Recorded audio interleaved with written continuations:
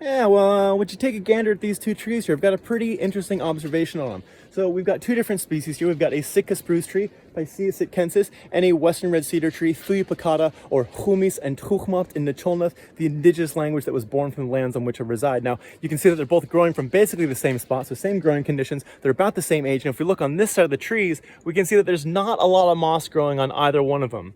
That's because I'm on the coast here, and when the sun sets, it actually penetrates through that forest here and dries out the west-facing side of these trees, making it inhospitable for mosses to grow on. However, on the east-facing side, we can see we've got this big forest behind me here, keeps things nice and shady and cool and moist and damp, which mosses love, so we've got a bunch of mosses growing here. Now, on the spruce, we've got a bunch of Kindbergia here, beaked moss down below, some Plagiothecium, a little bit of Dicranum, and then a bunch of Rhytidiadelphus or lanky moss making its way up the tree. However, on the cedar, we've got a little bit of Kindbergia making its way up, but basically all dominated by Scapania, which is a liverwort. So it's pretty interesting to see because these two trees, even though they're the same age, same growing conditions, same moisture, same aspect of the trees, we've got a radically different mix of mosses growing on both of them.